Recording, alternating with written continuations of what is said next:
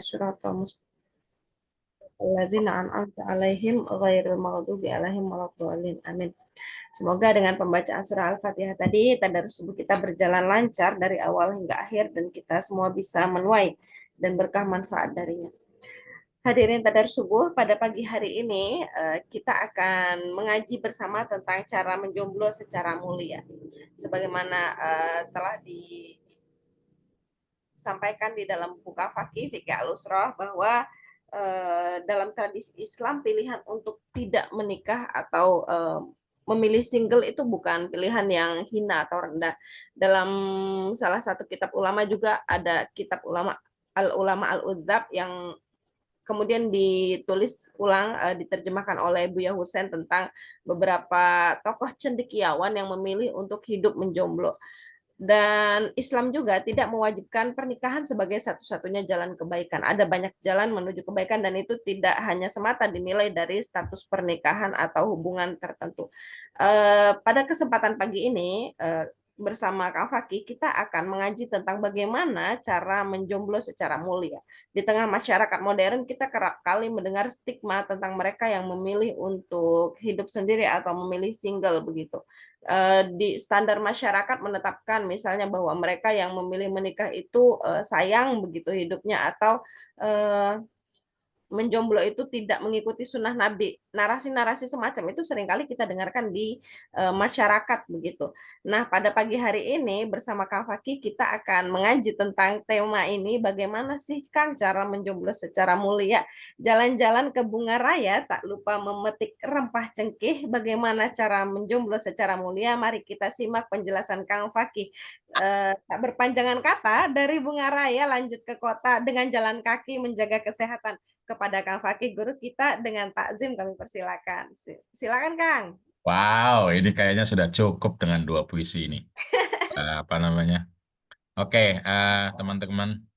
Assalamualaikum warahmatullahi wabarakatuh.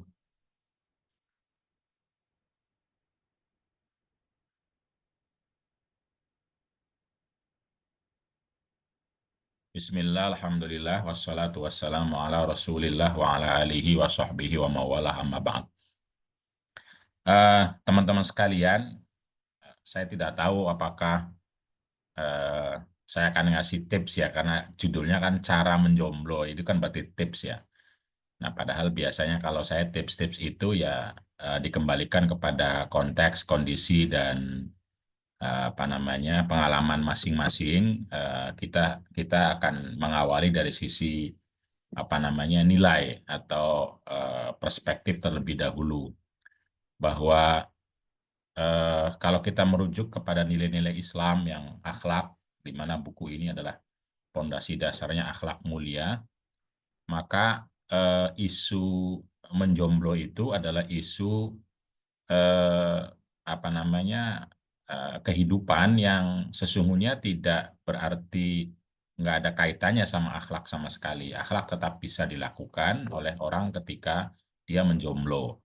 Pada saat yang sama, orang yang menikah juga bisa tidak berakhlak, kira-kira begitu. Jadi mungkin judul yang lebih tepatnya itu, ini Nindi siapa nih? Coret-coret, coret-coret terus nih.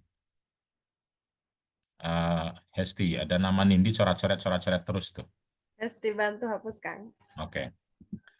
Eh, jadi kalau kita rujukannya akhlak mulia, di mana Nabi Muhammad itu kita tahu semua diutus untuk sama-sama kita menyempurnakan akhlak dalam kehidupan, maka menjomblo dan menikah itu adalah ruang di mana kita tetap bisa melakukan akhlak mulia. Pada saat yang sama bisa jadi ada orang yang tidak berakhlak.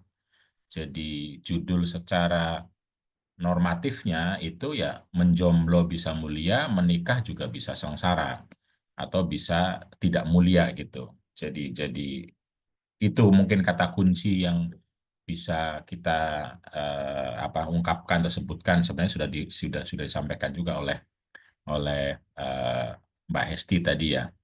Jadi misalnya begini, kalau kita kembali kepada prinsip-prinsip mubadalah yang tiga nilai itu, kita harus selalu ingat ini semua. Ini sesungguhnya bukan prinsip antara laki-laki dan perempuan dalam kehidupan rumah tangga saja. Tapi tapi dia menjadi prinsip bagi siapapun ketika berelasi, dan relasi itu tidak semuanya dalam bentuk relasi marital. Ada relasi sosial, ada relasi individual. Individual artinya orang itu berelasi dengan dirinya, melihat diri, memandang diri gitu. Apakah dia merendahkan? Kalau dia merendahkan diri sendiri, bahkan dia bukan tidak punya prinsip martabah, atau merendahkan orang lain, misalnya karena tidak menikah, itu juga sama tidak punya martabah berarti kan. Nah, karena itu mubadalah adalah soal nilai itu dulu. Ketika seseorang berelasi, dan relasi itu eh, berbagai macam bentuknya. Salah satunya saja relasi perkawinan, yaitu suami dan istri. Nah, martabah adalah maslahah ini tentu saja sangat sangat mungkin, bahkan bahkan nyata, bukan hanya mungkin, nyata ada dalam kehidupan seseorang ketika dia tidak punya relasi perkawinan gitu kan. Jadi adalah kan bisa bergerak untuk, kalau dia berdaya, bergerak melakukan yang kurang berdaya, atau sebaliknya kalau dia kurang berdaya, yang dia cari adalah kelompok, teman, organisasi yang tidak merendahkan dia. Nah, maslahah setiap orang dalam diri dan dalam relasinya, dalam relasi apapun, itu memaksimalkan potensinya untuk bisa memberikan kebaikan. Nah, tiga prinsip ini yang seharusnya dalam konteks tentu saja relasi mubadalah, itu yang menjadi ukuran sejauh mana jomblo atau menikah itu memiliki nilai mubadalah. Bukan statusnya, tetapi nilainya, normanya, atau akhlaknya. Nah, kita juga sering berkali-kali kan merujuk kepada hadis Sunan At-Tirmidzi yang sesungguhnya itu adalah pernyataan Abdullah bin Mubarak. Jadi bukan pernyataan Nabi Muhammad ya. Jadi kitab-kitab hadis itu termasuk Sahih Bukhari, itu tidak semuanya pernyataan Nabi, tidak semuanya perbuatan Nabi, tidak semuanya eh, ketetapan Nabi gitu loh. Ada juga perkataan, perbuatan, atau ketetapan para sahabat, bahkan tabi'in. Nah, contohnya ini dalam kitab Sunan At-Tirmidzi, eh, eh, Abdullah bin Mubarak berkata, atau membuat definisi lah kira-kira, bahwa akhlak itu, atau husnal khuluqi, berakhlak yang baik itu adalah bastul wajihi wa badlul ma'rufi wa kaful adha. Jadi mubadalah itu ya soal nilai akhlakul karimah ketika seseorang berelasi. Nanti relasi itu bisa termasuk pada diri, kalau mubadalah itu diri itu yang melihat diri sendiri, karena dalam diri kita ini kan ada apa namanya, keinginan, kemauan, harapan gitu. Mata pengen tidur, misalnya otak pengen berpikir, badan pengen olahraga. Ini kan relasi, tetap saja. Pengen makan yang enak, tapi perutnya nggak kuat. Itu milihnya gimana? Itu relasi, itu relasi. Nah, ini panduan nilainya diantaranya adalah bastul wajhi, badlul ma'rufi, wa kaful adha. Dalam relasi, mau individual, mau marital, sosial, dan lebih besar lagi ekologi dengan alam sekitar ya. Jadi kita sudah berkali-kali juga bicara terkait dengan apa itu bastul wajhi, bagaimana kita punya wajah, punya tampilan, penampakan yang kita usahakan, yang kita lakukan bukan yang dari sononya, yang kita lakukan bahwa kita ceria kepada diri, kepada orang lain. Makanya ketika bercermin itu, misalnya kalau konteksnya diri, kan doanya adalah Allahumma kama hassanta kholqi fahassin khuluqi. Jadi kita sudah diajarkan mulai doa itu bahwa kita ini baik gitu loh, secara penciptaan. Kita ini indah gitu. Karena itu ya kita minta kepada Allah agar akhlak kita menjadi juga indah sebagaimana penciptaan kita. Nah, karena itu ya ketika bercermin, ya jangan biasakan gitu. Justru kita merendahkan diri kita. Ih, jerawatnya, ih, hidungnya, ih. Ini kan sering sekali. Itu mensugesti diri kita, kita lebih rendah hanya karena persoalan-persoalan fisik gitu loh, misalnya begitu. tentu saya tidak mudah orang ketika lagi marah, lagi apa ya biasa, tapi jangan menjadi apa istilahnya eh, keyakinan umum, pandangan umum, karena sugestinya justru baik gitu. Terima kasihlah kepada Allah, kepada diri, kepada dan lain-lain lah gitu. Nah itu bastul wajhi. Nah apalagi apalagi kalau sampai kita bisa melakukan lebih dari itu, kita harus terima kasih atau menerima ya, badlul ma'rufi. Jadi secara wajah, secara bentuk, secara ciptaan, secara fisik, secara yang given itu disyukurin, diterima dan dipandang sebagai sesuatu yang menceriakan, membahagiakan. Apalagi kalau sudah ada tindakan badrul ma'rufi misalnya. Berbuat baik, kita sudah bisa berbuat baik, kita menerima kebaikan orang. Nah, itu penting dirasakan, dinikmati. Karena itulah justru yang membuat kita akan bertahan hidup dan tentu berbahagia dan bisa membahagiakan orang lain. Berikutnya kaful adza, tentu saja kita harus bertindak untuk tidak menyakitkan, tidak menyakiti diri, tidak termasuk dengan pandangan-pandangan itu. Nah, ini semua tiga-tiganya bisa dilakukan baik oleh orang jomblo maupun oleh orang yang punya pasangan.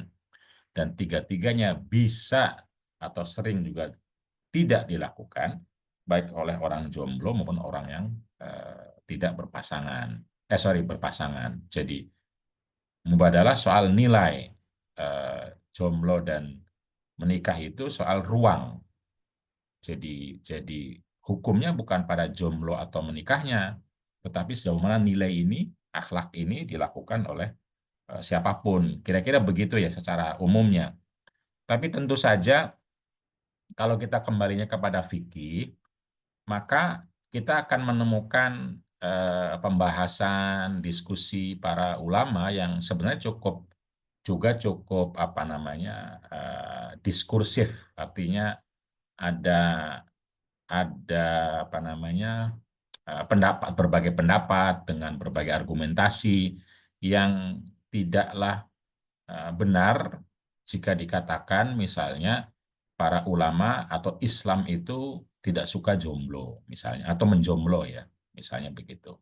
Tidak benar.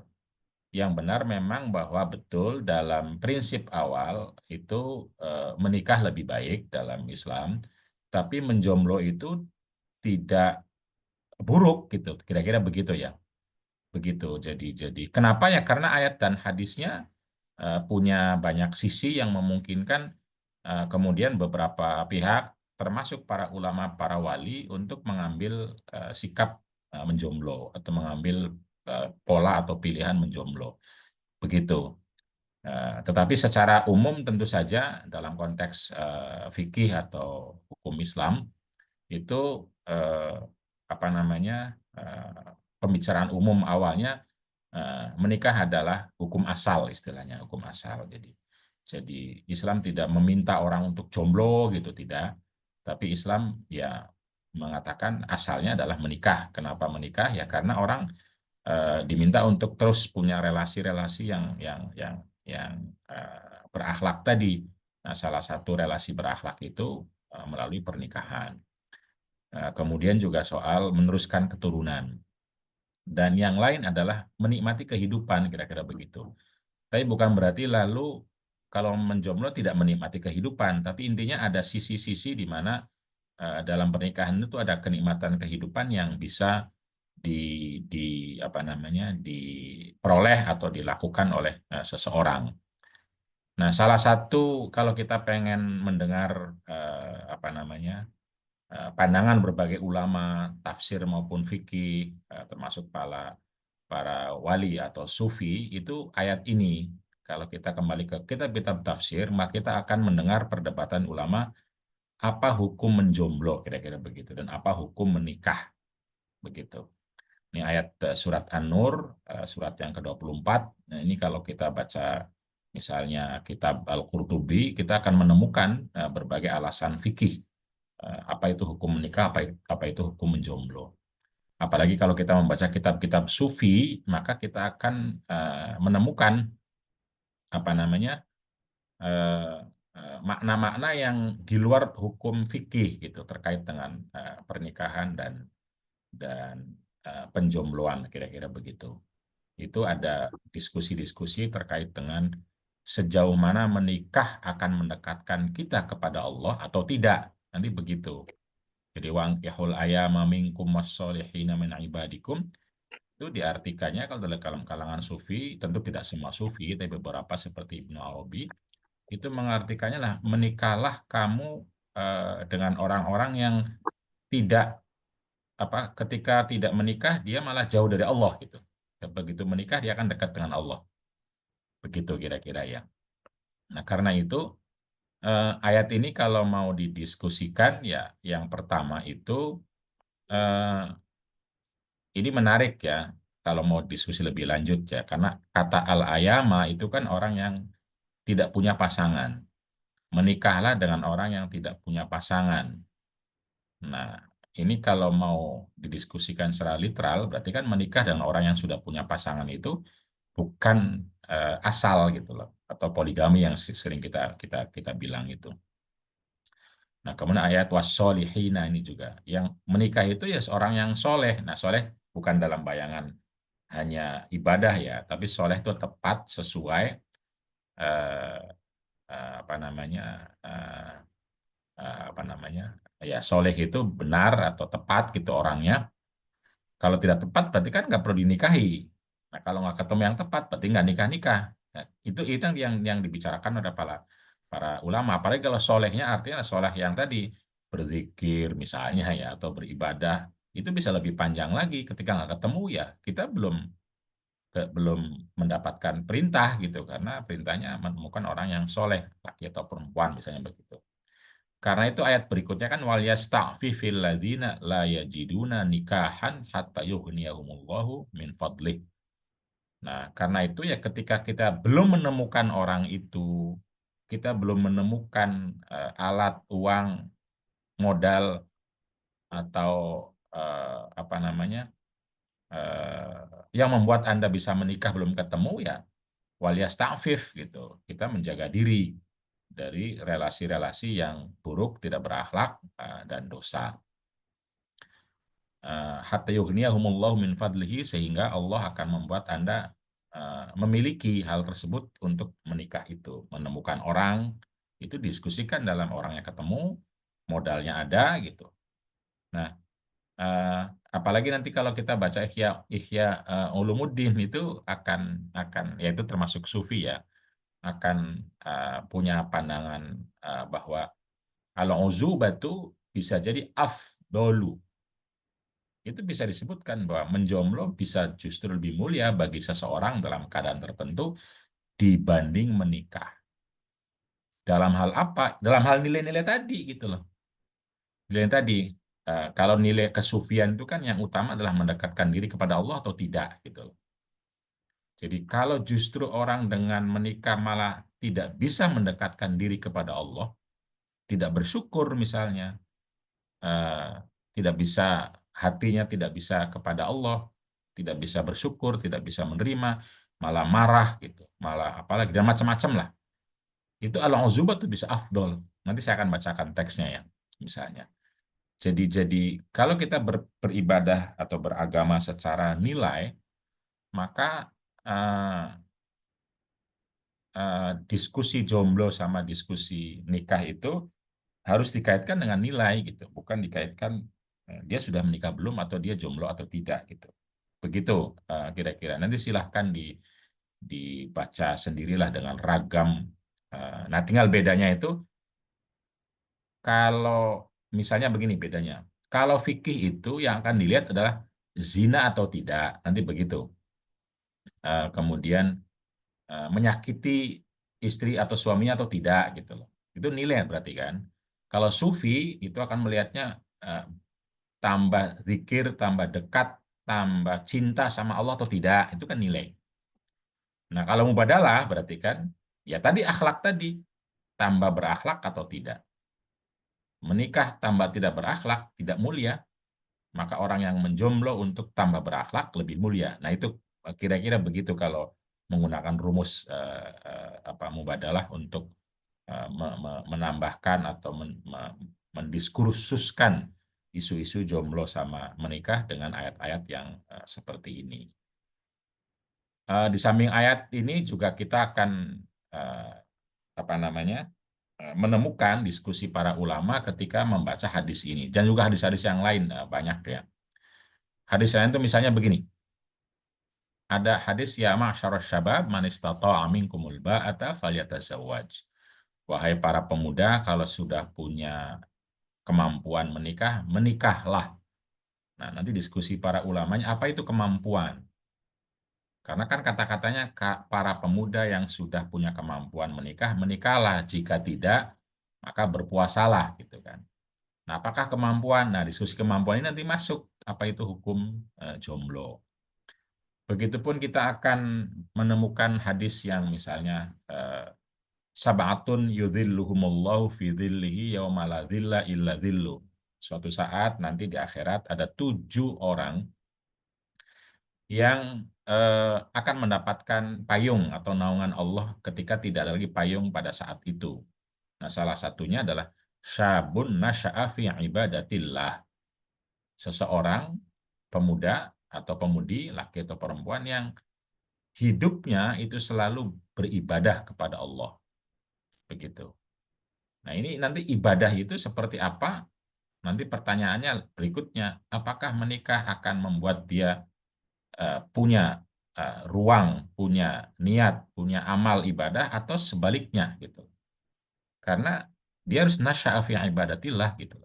Hidup dalam ibadah kepada Allah Subhanahu wa taala. Nanti ibadah itu bukan dengan qabil tu zawaj, zawajnya nikahnya itu. Orang kan menganggapnya menikah akadnya itu yang ibadah. Nah, sehingga kalau akadnya ibadah berarti kan berkali-kali dong akadnya. Nikah lagi kan tidak. Yang menikah itu adalah bagaimana mengelola kehidupan pernikahannya dengan nilai-nilai yang akhlak. Nah, itulah ibadah itu. Nah, itu nanti kembali ke mubadalah. Nah, salah satu hadis itulah yang diskusikan para ulama ya. Salah satu hadisnya adalah ini yang kadang-kadang dipahami secara simplistis bahwa an-nikahu sunnati faman raghiba an sunnati falaysa minni. Ini pemahaman yang simplistis, ya beberapa ulama bilang demikian, tapi saya kurang sepakat. Jadi kata-kata an-nikah sunnati sering dibaca dalam dalam ini ya, dalam khutbah-khutbah pernikahan atau dalam berbagai ceramah. An-nikah sunnati faman raghiba an sunnati falaysa minni. Nikah adalah termasuk sunnah saya, kata Nabi. Barang siapa yang rohibaan itu benci, artinya ya, rohibaan itu bukan tidak menikah. Ini semua ulama kalau yang ini. Rohibaan sunnati barang siapa yang benci. Rohibafi cinta, rohibaan benci. Barang siapa yang membenci pernikahan, maka dia bukan golonganku. Begitu. Tapi kalau mau baca hadis utuhnya, itu bukan an-nikahu sunnati. Hadis utuhnya ini nih. Hadis utuhnya.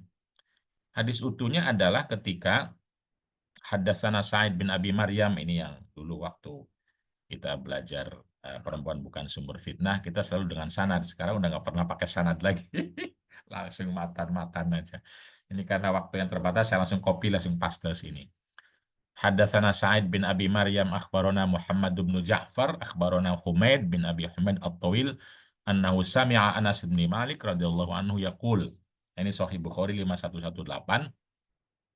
Ja'a salah satu rohtin ila buyuti azwajin Nabi. Datanglah 3 orang eh, menemui atau datang kepada keluarga Nabi Muhammad Shallallahu Alaihi Wasallam. Yas'aluna bertanya an ibadatin Nabi Shallallahu Alaihi Wasallam tentang ibadahnya Nabi Muhammad. Falamma ukhbiru ka'annahum taqalluha, ketika diceritakan bagaimana Nabi itu banyak beribadah di rumahnya, di masjidnya, dalam kehidupan sehari-harinya, ka'annahum taqalluha, lalu kemudian mereka merasa diri mereka nggak ada apa-apanya dibanding Nabi. Ibadahnya sedikit sekali. Biasa kan kita selalu kalau ngeliat wali, ngeliat ulama, aduh saya ini siapa. Kalau ngeliat orang pinter, aduh saya nggak tahu apa-apa. Itu biasa. Para sahabat juga ketika ngeliat Nabi, aduh saya siapa nih, Nabi begini, Nabi begitu. Padahal sudah dimaafkan, sudah, tapi ternyata ibadahnya Masya Allah, bingung saya siapa, kira-kira begitulah. Faqalu wa aina nahnu min Nabi sallallahu alaihi wasallam. Aduh, saya bagaimana ya Nabi aja begitu gitu. Kok saya jauh banget bisa masuk surga enggak? Aduh, pusing lah kira-kira begitu. Qad ghufira lahu ma taqaddama min dzambihi wa ma ta'akhkhar. Padahal Nabi itu sudah dimaafkan semua dosanya sudah dimaafkan, disayangi, dikasihi, dapat cinta. Kok ya ibadahnya masih segitu gitu loh, masih sebesar itu gimana gitu. Qala ahaduhum amma ana fa inni usolli al-laila abadan. Kalau begitu saya berjanji saya akan sholat malam tiap malam. Abadan selamanya. Wa qala akhor, sementara salah satu itu kan tiga orang ya. Yang satu mengatakan wa qala akhor ana asumu ad-dahra wala uftir. Saya kayaknya kuat deh, saya akan memilih untuk puasa setiap hari, tidak pernah berbuka. Tidak pernah tidak puasa maksudnya ya. Setiap hari puasa terus. Kenapa? Demi mengejar ibadah tersebut. Wa qala akhor ana a'tazilun nisa'a fala atazawwaju. Saya biar bisa beribadah akan meninggalkan perempuan, nggak mau ketemu perempuan, nggak mau, bahkan nggak mau menikah. Fala atazawwaju, tidak mau menikah sama sekali. Abadan, selamanya sampai meninggal berarti. Faja'a Rasulullah Shallallahu Alaihi Wasallam, lalu Nabi datang. Tadi kan ngobrolnya sama keluarganya, sama istri Nabi. Faqala antumul ladzina qultum kadza wa kadza. Apakah kamu yang ngomong saya tidak mau tidur tapi malam sholat terus, saya tidak mau makan tapi puasa setiap hari selama terus-menerus abadan sampai meninggal dan saya tidak akan menikah sama sekali. Ama wallahi innil akhsyakum lillahi wa atqakum lahu. Demi Allah, saya adalah orang yang eh, paling beribadah kepada Allah, paling takut kepada Allah, paling bertakwa kepada Allah. Tapi dengan takut dan ibadah dan iman ini tidak membuat saya meninggalkan kehidupan sebagaimana kalian bilang tadi. Lakinni asumu wa uftiru. Tapi saya itu ya eh, hari-harinya ada puasanya, ada tidak puasanya. Nggak puasa terus selama setahun. Wa usolli wa arkudu. Saya juga malam itu ya ada tidurnya, ada sholatnya. Wa atazawwajun nisa'a, dan saya juga menikah. Menikah. Faman rohiba an sunnati, maka barang siapa yang membenci sunnah saya, falaysa minni, maka bukan bagian dari saya. Jadi pertama, kebencian, meninggalkannya ya, karena kebencian. Lalu kedua, yang diceritakan Nabi bukan hanya soal nikah, tapi soal kehidupan ini gitu loh. Hidup mulai dari apa? Ya tadi disebutkan, hidup mulai dari ada makan, ada puasa, ada sholat, ada tidur, ada menikah, tentu saja ada kehidupan tidak menikah gitu.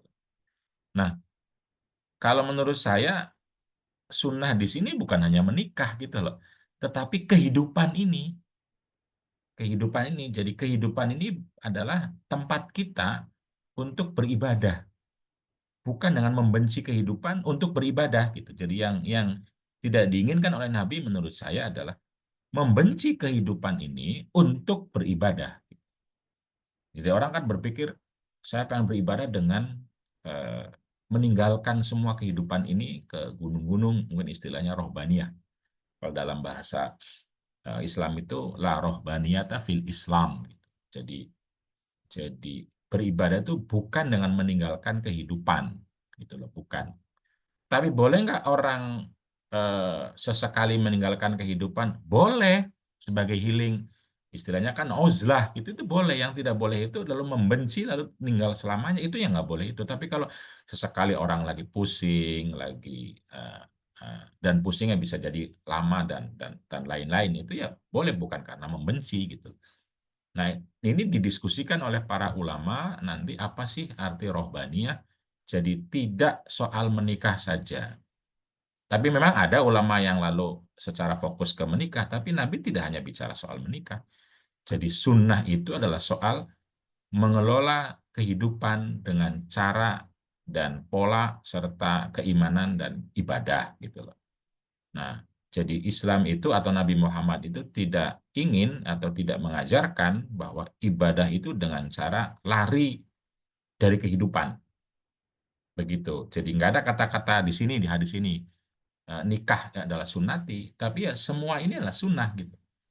Sunnah itu kan yang dijalankan. Sunnah itu sana ya sunnu, dilakukan, dijalankan. Jadi sunnah Nabi yang dilakukan sama Nabi adalah hidup dalam kehidupan ini yang diisi dengan atau melalui akhlak-akhlak, ibadah, keimanan dan kebaikan-kebaikan itu sendiri. Nah, ini salah satu hadis ya, hadis. Dan diskusi ulama ya sangat sangat panjang ya sepanjang peradaban ulama itu sendiri. Karena itu ya eh, apa namanya, Keusen misalnya tadi menulis buku, beberapa ulama itu memilih jomblo eh, pada konteks di mana tadi bahwa eh, jomblo bagian dari kehidupan gitu loh, kehidupan dan bagaimana ibadah, kemudian akhlak, kemudian nilai-nilai itu masih bisa dilakukan gitu loh dalam posisi ketika seseorang itu jomblo. Jomblo itu kan tidak hanya belum menikah, tapi bisa jadi sudah menikah lalu kemudian bercerai atau ditinggal wafat oleh salah satu pasangannya, lalu tidak menikah-menikah lagi, kan jomblo juga. Nah, itu ada salah satu hadis, saya tidak tahu kapan gitu, saya pernah sampaikan hadis itu ketika di Tadarus ini ya, terkait dengan orang yang memilih mengurus anaknya, membesarkan anaknya dibanding menikah, itu kata Nabi akan bersama Nabi di surga gitu. Atau hadis wa anaka fil yatimi kahataini fil jannah. Saya dan orang yang mau ngurus anak yatim, mau mau apa namanya, tandang untuk membesarkan dan anak yatim, mengurus anak yatim tidak hanya laki-laki sebagai wali atau yayasan, tidak, tapi ya orang yang akhirnya hidupnya mungkin diabadikan untuk kerja-kerja sosial, dalam konteks ini orang-orang yang tidak beruntung misalnya, itu bagian dari itu dalam diskusi para ulama ya. Nah, karena itu ya hidup ini kompleks, hidup ini banyak warna, banyak kehidupan, dan karena itu betul kata Hesti, banyak jalan untuk menjadi mulia, banyak jalan untuk menjadi akhlak, banyak jalan untuk beribadah. Selama tidak membenci pernikahan, misalnya, atau tidak menganggap bahwa apa namanya, jalan pernikahan itu sebagai jalan keburukan dan lain-lain, maka pilihan jomblo karena berbagai alasan itu dalam diskusi berbagai ulama sesungguhnya tidak tidak buruk gitu loh, tidak masalah gitu loh. Nah, saya akan bacakan naskahnya, apa namanya, naskahnya Imam Ghazali dalam dalam dalam Ihya Ulumuddin ya. Nah, tentu saja pendekatannya Imam Ghazali sufistik dalam arti apa ya, eh, relasi spiritual individual seseorang dengan Tuhan, dengan Allah. Nah, ini kalau seringkali kan orang menulis skripsi, tesis, atau disertasi, lalu mengaitkan mubadalah dengan berbagai teks, di antaranya teks ini misalnya. Itu bagaimana? Nah, saya sering melihat orang gagal, dalam tanda kutip, gagal menggunakan perspektif mubadalah untuk membaca berbagai teks-teks eh, tradisi atau turos.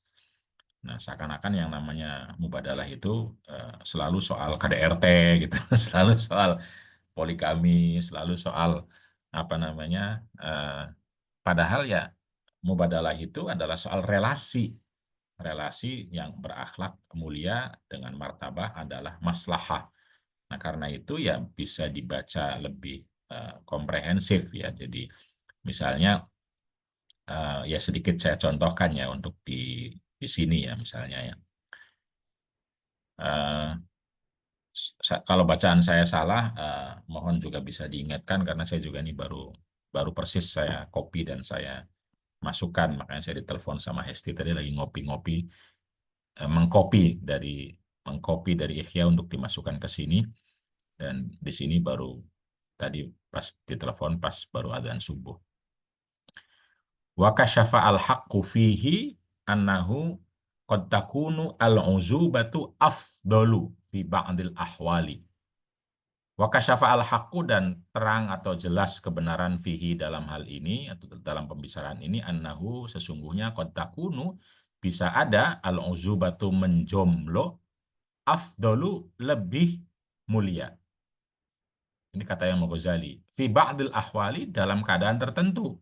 Kama sabako sebagaimana sudah saya jelaskan fi kitab nikahi pada kitab nikah. Nah, nanti di kitab nikah silahkan dibaca lagi. Saya nggak tahu ini karena saya pakai Kutubus Syamilah, saya hanya ketik uzubah lalu dapat yang ini sementara ya. Nah, kalau mau lebih lebih apa namanya? Lebih detail silahkan. Nanti yang bikin skripsi tesis bisa jadi eh, menjomblo dalam perspektif Ihya Ulumuddin dan Mubadalah kan bisa jadi begitu nanti.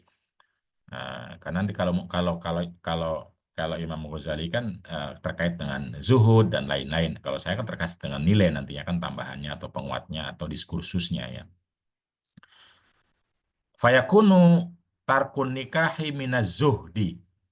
Nah, karena itu kata Imam Ghazali eh, tidak menikah itu bisa jadi bagian dari zuhud. Begitu. Ini pernyataannya Imam Ghazali. Jadi zuhud itu bisa dilakukan dengan cara tidak menikah. Bisa itu bukan berarti harus dan wajib ya bukan. Ini salah satu kondisi. Bagaimana demikian? Nah, dijelaskan oleh Imam Ghazali wa haitsu yakunu an-nikahu afdalu lidaf'i syahwatil ghalibati fahuwa wajibun. Eh, ketika nikah itu dipandang lebih mulia untuk mengelola syahwat yang sangat kuat dan fahuwa wajibun bisa jadi nikah itu wajib pada kondisi di mana syahwatnya sangat kuat sekali dan dikhawatirkan berzina, biasanya begitu penjelasan fikih. Fakaifa yakunu tarkuhu minazuhdi? Bagaimana nikah yang wajib itu kok meninggalkannya dipandang sebagai zuhud? Ini Imam Ghazali lagi bertanya dialog antar dirinya. Wa in lam yakun alaihi afatun fi tarkihi wala fi'lihi walakin tarkun nikahi ihtirazan an mail qalbi ilaihinna wal unsi bihinna. Ketika seseorang tidak ada masalah, tidak ada penyakit, tidak ada problem untuk meninggalkan atau melakukan pernikahan, tetapi meninggalkan pernikahannya itu walakin tarkun nikahi ihtirazan untuk menghindari an mail qalbi ilaihinna menghindari agar hatinya itu tidak punya kecenderungan kepada perempuan. Nah, ini kan berarti teks Imam Ghazali sedang ngomong ke laki-laki kalau secara mubadalah ya. Kalau kepada kepada perempuan tentu mail qalbi ilaihim. Bagaimana agar menikah itu eh, tujuannya adalah tidak menikah, tarkun nikah. Tidak menikah itu tujuannya agar dia tidak punya hati sama sekali, tidak punya keinginan sama sekali, tidak punya eh, kecenderungan sama sekali kepada laki-laki kalau perempuan. Bihaitsu yashtaghilu an dzikrillahi fatarku dzalika minaz zuhdi. Jadi yang yang apa namanya? eh, yang dipandang zuhud itu adalah ketika dia tahu yashtaghilu an dzikrillahi fatarku dzalika minaz zuhdi. Yang dia tahu bahwa kalau menikah dia nggak bisa mengingat Allah lagi gitu loh. Fatarku dzalika minaz zuhdi, maka meninggalkan pernikahan menjadi bagian dari zuhud. Begitu. Jadi meninggalkannya bukan karena eh, apa namanya tidak tidak ingin hatinya tidak cenderung kepada perempuan atau pada laki-laki pada konteks perbedaan jenis kelaminnya.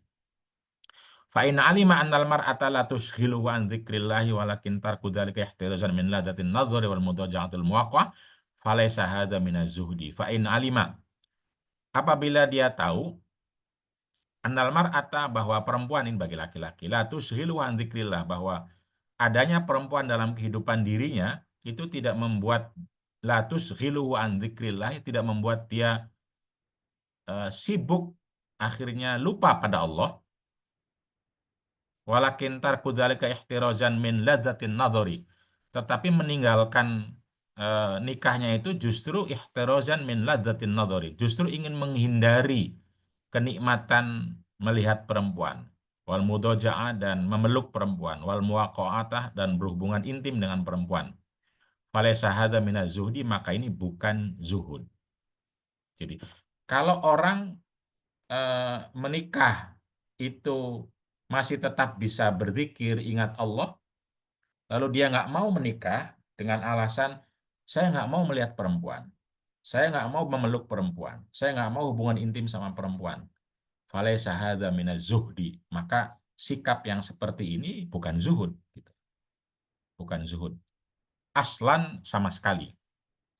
Jadi zuhud kalau alasannya tidak mau perempuan, untuk laki-laki ya, tidak mau eh, apa namanya menikmati kehidupan itu, ya ini bukan zuhud, bukan zuhud gitu loh. Nah, zuhud itu yang apa? Zuhud itu yang ketika justru kalau dia hidup sama dalam pernikahan, dia nggak bisa taat gitu loh. Nah, taat dalam konteks Imam Ghazali tadi, zikir mengingat Allah gitu loh. Dalam konteks nilai fikih, ya taatnya jadi menyakiti, nanti kan begitu. Menikah, tapi ketika menikah dia malah menyakiti gitu. Kalau tahu kalau menikah menyakiti, lalu tidak menikah, maka ini zuhud gitu, zuhud. Nah, tapi kalau menikah tidak menikahnya karena saya benci pernikahan, saya tidak mau menikmati kehidupan, saya tidak mau dan lain-lain itu nggak bisa dibilang zuhud kalau kalau menjauhnya karena itu gitu loh. Falaysa hadza minaz zuhdi aslan.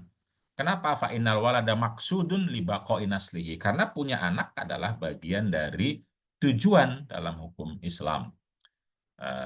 Untuk meneruskan kehidupan wa taksiru ummati Muhammad dan untuk memperbanyak umat Muhammad minal qurubati, bagian dari ibadah, tuh kan. Eh, Punya anak itu bagian dari ibadah gitu. Walladzatul lati tulhiqul insana fima huwa min daruratil wujudi la tadurruhu. Kenikmatan yang kemudian orang diperolehnya melalui pernikahan itu adalah sesuatu yang tidak membuat dia eh, mengalami bahaya lah, kira-kira bahaya dalam konteks ibadah ya. Di dalam takun hiyal maqsad wal matlab wa hadza kaman taraka akal khubzi wa syurbil ma'i ihtirazan min ladzatil akli. Nah, dan ini adalah bagian dari tujuan kehidupan itu sendiri gitu loh.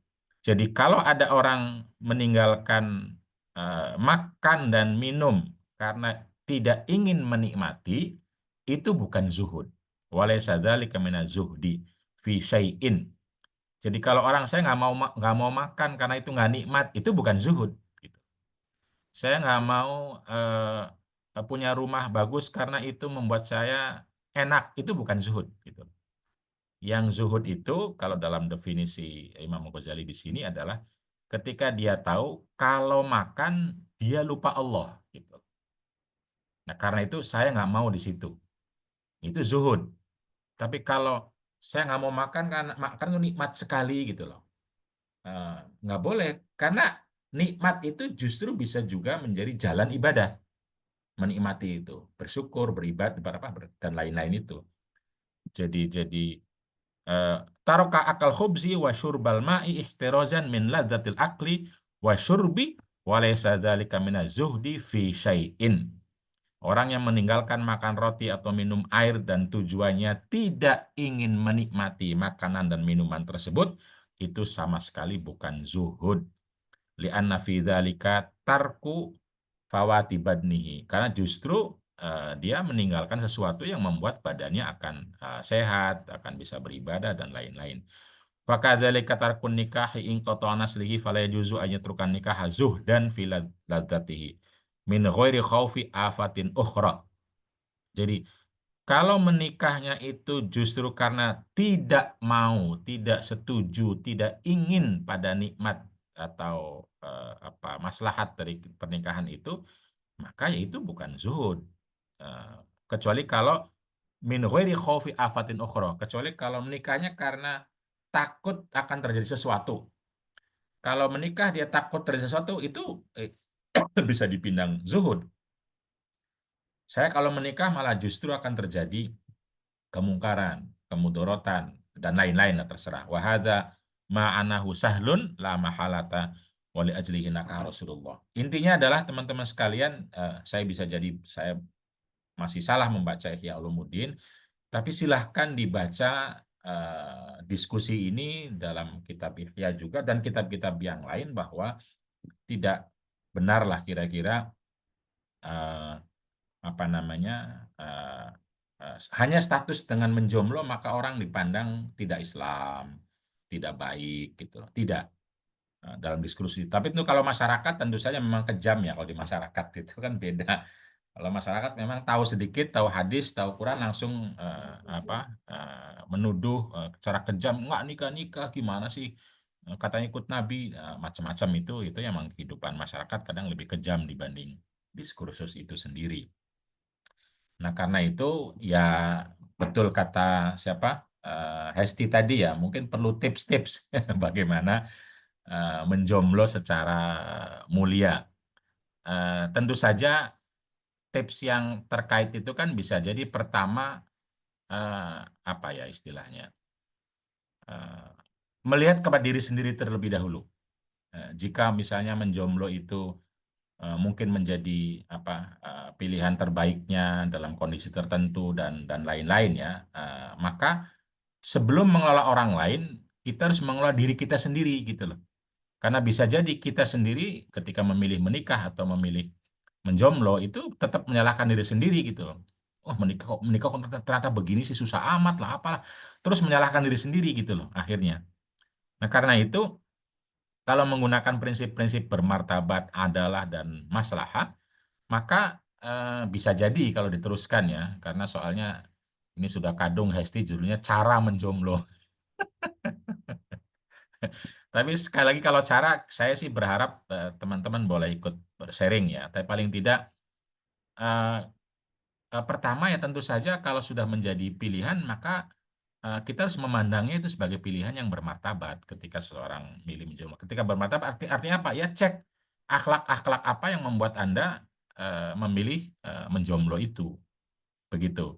Nah, pada saat yang sama tentu saja kemudian karena mubadalah itu soal relasi, sekalipun menjomblo, pasti kita punya relasi dengan berbagai pihak.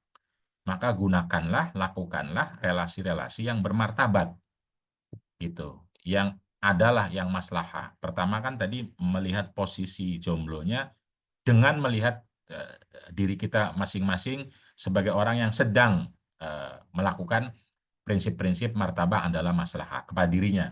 Jadi ketika bercermin itu jangan jangan bukan jangan, ini kan konteksnya bagaimana mengolah diri gitu. Bukan malah memarahi diri padahal itu sudah dipilih misalnya begitu. Atau setidaknya dalam rentang tertentu sedang belum atau apa gitu loh. Eh, jadi tidak menyalahkan atau merendahkan diri hanya karena ketika seseorang masih atau belum atau tidak karena pilihan-pilihan tertentu gitu. Nah, karena itu yang kedua tentu tetap kita punya relasi gitu loh. Punya relasi dengan teman, dengan keluarga, dengan orang gitu loh. Nah, ini eh, apa relasi-relasi ini penting, memang yang paling problem sekali adalah ketika orang-orang merendahkan kita karena kita menjomblo. Nah, ini yang saya tidak tahu, setiap orang punya pengalaman masing-masing seperti apa dalam konteks mengembangkan relasi yang seperti ini nih. Jadi kita punya lingkungan sosial yang bisa jadi setiap lebaran akan ditanya terus. Ini yang sering-sering menjadi tren ketika lebaran itu. Nah, ini pengalaman masing beda-beda, tapi setidaknya tentu saja ya jawabannya tidak perlu nyinyir, misalnya kan begitu. Atau bisa jadi itu mengajak diskusi tentang akhlak. Boleh aja bagaimana agar kita justru punya relasi yang saling menghormati. Saya tidak tahu persisnya seperti apa, tapi nilainya kan tadi lah abstraknya ya. Jadi bisa begitu. Dan kita bisa terus mengembangkan banyak sekali relasi-relasi yang mungkin dalam istilah apa ya istilah saya lupa, cinta platonik apalah, pokoknya ada istilah-istilah yang seperti itu atau non romantis. Kita punya banyak relasi yang non romantis dengan berbagai orang, kalau itu lawan jenis misalnya, yang itu banyak sekali dengan guru, dengan teman, dengan keluarga, dengan masyarakat sosial, organisasi. Itu banyak ruang-ruang untuk melakukan apa namanya mengembangkan diri lah, kira-kira seperti itu. Yang sisanya ini soal psikologi, mungkin di sini banyak orang yang lebih paham ya bagaimana mengelola diri secara positif, berhubungan, berelasi gitu, tidak terobsesi pada hal-hal yang mungkin menjadi bagian orang lain dalam kehidupan pernikahan gitu. Dan yang paling utama sebagaimana sering diungkapkan oleh ibu nyai kita Nur Rofiah, itu kan dalam keadaan apapun, kapanpun, dimanapun selalu berpikir, bertindak, berperilaku maslahah, manfaat selagi sempat, dan itulah justru eh, nilai kita di mata Allah Subhanahu wa taala, inna akramakum indallahi atqakum. Dalam kondisi kita menikah atau menjomblo, dalam kondisi kita bepergian atau di rumah, dalam kondisi kita ditinggal wafat atau bercerai atau tetap menikah, dalam kondisi kita usia yang terus bertambah, mulai dari bayi dan lain-lain, terus kita kondisi apapun dimanapun bersama siapapun, maka yang utama adalah pikirkan kemaslahatan apa, kebaikan apa yang sedang kita wujudkan, yang sedang kita rasakan. Disitulah justru nilai kita sebagai manusia, nilai kita sebagai orang yang beriman kepada Allah, dan tentu saja dituntut melalui keimanannya untuk beramal soleh. Begitu Mbak Hesti, nanti silahkan yang lain mungkin. Oh ya, kalau pengen apa namanya, pengen tahu contoh-contoh atau sejarah-sejarah orang-orang yang menjomblo secara mulia, itu ya bukunya tadi disebutkan, ada buku Iki Husain, dan ada awalnya kitab bahasa Arab ya, Al Ulama Ul Uzab Alladzina Asaru Al Ilma Minaz Zawaj, kalau nggak salah begitu ya. Nah, ini kan baru satu sisi yang diambil, sisi ilmu pengetahuan. Jadi ulama-ulama yang memilih medan ilmu pengetahuan dibanding pernikahan. Ada 20 lebih tuh, ada perempuan dan laki-laki yang nah, ilmu pengetahuan. Nanti kan bisa yang lain kalau kalau dalam bahasa sekarang ya. Mungkin ada orang yang memilih untuk merawat orang tua, apa keluarga, khidmah pada masyarakat, bisa jadi ya banyak sekali. Tapi intinya hidup ini ada kebaikan, ada tantangan dimanapun Anda berada saat menikah maupun saat menjomblo. Jadi menikah bisa mulia, bisa tidak mulia, menjomblo juga bisa mulia dan bisa tidak mulia. Karena itu kapanpun dimanapun mari kita menjadi pribadi-pribadi yang mulia. Dengan mubadalah. Makasih. Ah, closing statement yang keren sekali nih, Kang. Mari menjadi mulia dengan mubadalah. Hadirin tadarus subuh, terima kasih Kang Fakih. Hadirin tadarus subuh, setelah Kang Fakih menyampaikan sesi materinya tadi, kita akan melanjutkan ke sesi diskusi di mana hadirin bisa sharing, karena ruang tadarus subuh ini selalu ditegaskan oleh Kang Fakih sebagai ruang belajar bersama, begitu. Tidak ada yang eh, lebih pintar atau harus paling menjawab semua pertanyaan, begitu ya Kang. Tapi Ya. semua bisa saling berbagi, semua bisa saling menjawab, semua bisa saling mencari solusi atas permasalahan-permasalahan yang mungkin hadirin ingin sampaikan. Untuk itu kita membuka ruang diskusi di mana hadirin bisa sharing, bisa menyampaikan pendapat, atau juga bisa bertanya, dan nanti pertanyaan bisa kita lempar bersama ke hadirin, bisa kita jawab bersama bersama hadirin lainnya. Kepada hadirin yang ingin bertanya, boleh raise hand atau juga menyampaikan di kolom chat.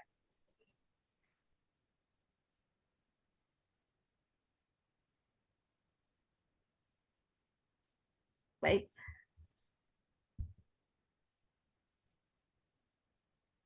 sudah ada Mbak Siti Aminah di sini. Silakan Mbak Aminah, apakah sudah bisa membunyikan mikrofon? Baik, silakan Mbak. Assalamualaikum warahmatullahi wabarakatuh. Waalaikumsalam warahmatullahi wabarakatuh. Mohon maaf tidak aktifkan kamera karena lagi ngomong bayi. Kalau pagi gini ngomong karena hari Minggu. Bismillahirrahmanirrahim. Alhamdulillah, yang terhormat Yai Fakihuddin, alhamdulillah. Selalu saya tunggu ilmunya setiap minggu. terkait tema menjomblo mulia. Masya Allah, Alhamdulillah, memang ini lahir dari konsep mubadalah, kita harus kesalingan, karena fenomena selama ini yaitu muncul, kok masih jomblo, kok masih sendiri, nah itu. Terkait dengan tadi yang disampaikan oleh Yai Fakihuddin, sedikit saya mengulas bahwasanya segala sesuatu itu yang tadi Yai Fakih tambahkan terkait tasawuf. Jadi ketika menurut saya begini, segala perbuatan itu harus didasari oleh 4 hal. Yang pertama adalah bagaimana perspektif tauhidnya, kemudian fikihnya, akhlaknya, dan tasawufnya. Jika dianalogikan sholat itu didasari oleh tauhid lillahi ta'ala, yaitu tujuannya adalah hanya didasari oleh mengesahkan Allah. Kemudian fikihnya sholat, yaitu ada rukun, ada syaratnya, ada hal-hal yang membatalkan sholat. Kemudian akhlaknya, seperti konsep mubadalah, itu adalah kesalingan. Jadi bahwasanya ketika kita sholat, kita harus yang didasari oleh menurut di Imam Turmudi, kita harus bastul wajahi. Jadi walaupun kita sholat, kita harus menambah kebahagiaan diri kita, dan kemudian kaful adza, yaitu kita tidak merendahkan orang lain dan memberikan ma'ruf, kebaikan. Nah, dan tasawufnya adalah sholat itu semakin mendekatkan diri kita kepada Allah. Menikmati sholat itu untuk taqarrub ilallah. Nah, kemudian bagaimana dengan jomblo ini? Bagaimana kita landasi jomblo ini dengan tauhid? Ataupun sebaliknya, ketika kita menikah, kita harus landasi tauhidnya. Jadi kalau menikah, hati ini harus meyakinkan bahwa hanya Allah satu-satunya. Suami kita, anak kita, itu milik Allah. Yang kadang sering kali kita lupa bahwa suami dan anak-anak kita itu adalah milik kita. Begitu pula menjomblo itu harus didasari dengan tauhid. Diri ini hanya milik Allah. Nah, cuma saya bingung fikihnya bagaimana ya, rukunnya jomblo seperti itu Yai. Fikihnya, nah fikihnya menjomblo. Kalau nikah, fikihnya menikah adalah bagaimana banyak hal, ada babun nikah, kitabun nikah, nah bagaimana kita mentaati suami, bagaimana kita hadonah kepada anak, dan itu banyak diulas. Cuma bagaimana fikihnya menjomblo. Nah, jomblo itu kan ada jomblo yang qoblan nikah, ada jomblo yang ba'dan nikah. Jadi yang istilahnya sendiri.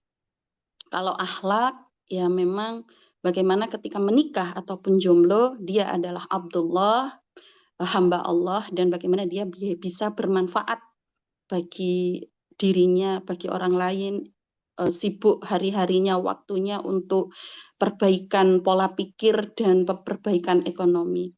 Kalau tasawufnya, menikah atau jomblo harus taqarrub ilallah, dzikrullah. Dan menikah secara biologis terpenuhi, psikologis juga dan sosiologis. Tapi ketika menjomblo, ada aspek biologis yang tadi disampaikan, kalau dia bisa berpuasa. Ini ya, kalau dia bisa berpuasa.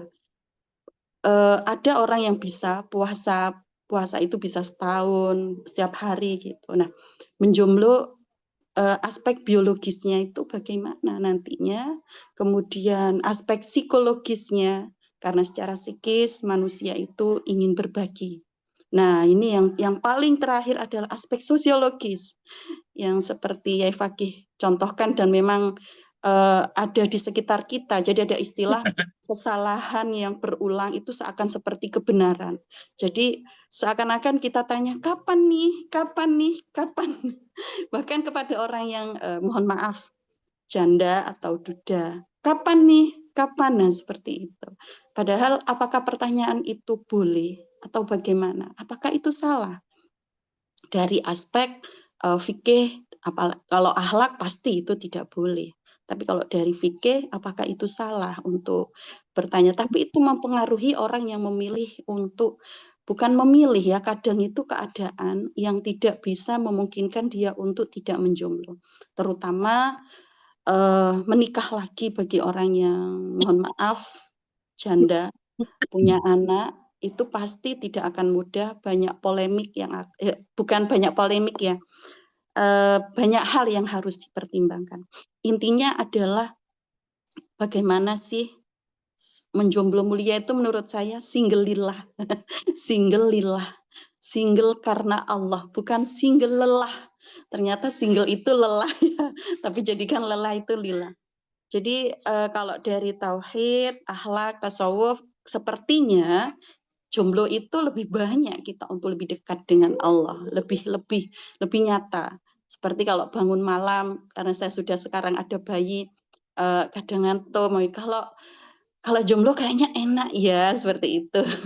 Nah, tapi apakah jomblo ini ada fikihnya, fikih menjomblo?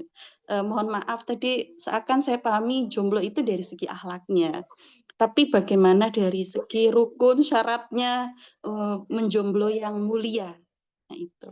Mungkin itu Yai, terima kasih. Mohon maaf. Assalamualaikum warahmatullahi wabarakatuh. Waalaikumsalam warahmatullahi wabarakatuh. Ini pertanyaan yang unik ini, Kang. Makasih Mbak Amina atas sharingnya. Ini jadi mikir, ada nggak ya rukun atau syarat menjomblo begitu? Sebelum mempersilakan hadirin eh, Mas Nur Rohman di sini, ada pertanyaan dari Mbak Hilda, dan ini sepertinya memang banyak sekali menjadi problem untuk perempuan ya, Kang Fakih dan hadirin. Yai, ada sebagian orang yang masih jomblo karena didekati oleh seseorang yang bukan tipenya. Seperti yang Kang Fakih bilang tadi bahwa solih itu artinya juga cocok begitu ya. Nah, bolehkah menolak orang karena kurang srek? Padahal kalau dilihat orang itu soleh, mapan, dan lain-lain, tapi kurang srek. Apakah perasaan kurang srek ini adalah petunjuk Allah agar terhindar dari pasangan yang buruk, atau kurang srek ini adalah kesombongan seorang perempuan yang selalu menginginkan sosok yang terbaik untuknya? Terima kasih, Yai. Karena di masyarakat modern kita ada banyak standar ganda yang ditetapkan ke laki-laki dan perempuan begitu. Kalau laki-laki misalnya memilih menjomblo dalam waktu cukup panjang dan memilih berkarir, itu wah, dia masih sibuk menata keuangan, dia masih sibuk mempersiapkan masa depan. Tapi ketika perempuan melakukan itu, terlalu pilih-pilih, terlalu tinggi standarnya, terlalu ini, ada banyak sekali tuntutan terhadap perempuan. Begitu juga yang disampaikan dalam pertanyaan Mbak Hilda ini tentang apakah ini kesombongan seorang perempuan? Karena perempuan ketika misalnya memilih untuk single atau menjomblo karena alasan tertentu, itu dianggap sombong lah, standarnya terlalu tinggi, dan itu tidak dibebankan stigma-stigma semacam itu atau penilaian semacam itu tidak dibebankan kepada laki-laki. Begitu, Kang. Kang Fakih, sebelum mempersilakan Kang Fakih untuk menanggapi dan juga hadirin lain, Hesti akan mempersilahkan terlebih dahulu kepada Mas Nur Rohman ya, Kang, ya, biar sekalian. Apakah Mas Nur Rohman sudah bisa membunyikan mikrofon?